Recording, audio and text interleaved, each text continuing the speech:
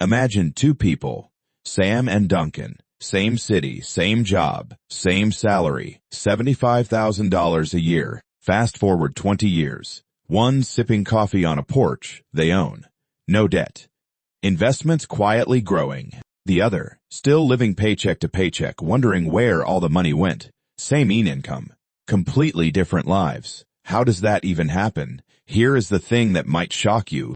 In 2024, 36% of people earning over $200,000 a year reported living paycheck to paycheck. So, if a high income doesn't guarantee wealth, what does? That is what we're packing today. Because wealth isn't about how much you make. It is about your habits, your mindset, and what you actually keep. The 3 mistakes that keep high earners broke. Mistake number 1, lifestyle inflation. You get a raise. Amazing. So you upgrade your apartment, buy a nicer car, eat out more. Makes sense, right? You earned it. Except now your expenses went up with your income, and you are no better off than before. This is lifestyle inflation, the silent wealth killer most people never notice happening. There is a book called The Millionaire Next Door, and here is what it found. Most genuinely wealthy people don't look wealthy. They drive average cars. They live in modest homes. Their lifestyle doesn't automatically balloon every time their income does. Think of it like sports. Your income is your offense. Your spending control, that is your defense. You can have the best offense in the league, but if your defense is terrible, you are still losing the game. Even skipping a $5 latte and making coffee at home adds up to over $1,800 a year. That is an investment, and you just found nearly $2,000 without working a single extra hour. Mistake number 2, the anchor of bad debt. Sam has $5,000 in credit card debt at 20% interest. He pays $500 a month just to chip away at it. By the time he is done, a whole year has passed, and he has nothing to show for it except a zeroed-out credit card. Duncan has zero debt, so he takes that same $500 and puts it into an S&P 500 index fund. After 1 year, Duncan has $6,000. But here is where it gets really interesting. Thanks to compounding, 30 years later, that $6,000 has grown into over $60,000. Duncan didn't work harder. He just wasn't dragged down by debt. The rule is simple. Debt on things that lose value ensures your money never works for you.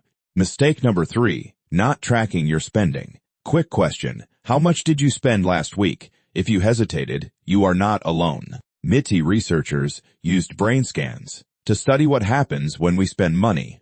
When people pay with cash, the brain's pain center activates. You are watching your resources leave. But with credit cards, the brain's reward center lights up instead. It feels like getting something for free. Because of this, we consistently underestimate how much we're spending. Buy a lot, the fix. Track every expense daily. Summarize it monthly. Even a basic spreadsheet works. When you see the numbers in black and white, you can't lie to yourself anymore. The 3 habits that actually build wealth. The bit number 1, invest early. Duncan starts investing $2,400 a year at age 20. He does it for just 10 years, then completely stops. Total invested, $24,000.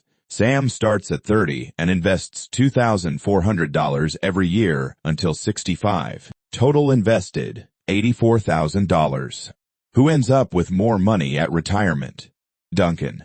Despite putting in $60,000 less, because of compounding at a 10-year head start. The message is annoyingly simple. Start now. Time is the ingredient you can never get back. Habit number 2, pay yourself first. Most people spend whatever's in their account. It is just human nature, the antidote. The moment your paycheck hits, before rent, before groceries, before anything, you move a set amount into savings or investments. Say, you bring home $1,500. You automatically move $250 the moment it arrives. Now you are living on $1,250. You adjust. You figure it out. Do this consistently, and you've built a financial foundation almost without thinking about it. Habit number 3, know the difference between assets and liabilities. An asset puts money into your pocket. Stocks, rental properties, a side business. A liability takes money out of your pocket. Car loans, luxury goods bought on credit. Your goal: accumulate assets, minimize liabilities. Rich people buy assets. Broke people buy liabilities and call them assets. The mindset shift. Here is what most financial content skips. Two people can know all the same strategies and still end up in completely different places because of how they think about money. The scarcity mindset says, I might run out. Better hold on to everything. This leads to hoarding cash in a savings account, earning nothing, or avoiding every investment out of fear. The abundance mindset says, money is a tool. I use it to create more. One mindset keeps money frozen.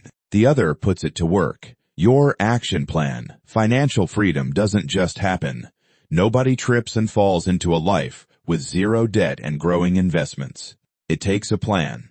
Step 1. Kill consumer debt. Start with your highest interest debt and pay it off aggressively. Step 2. Invest purposefully. Automate a contribution every payday, even if it is small. Step 3.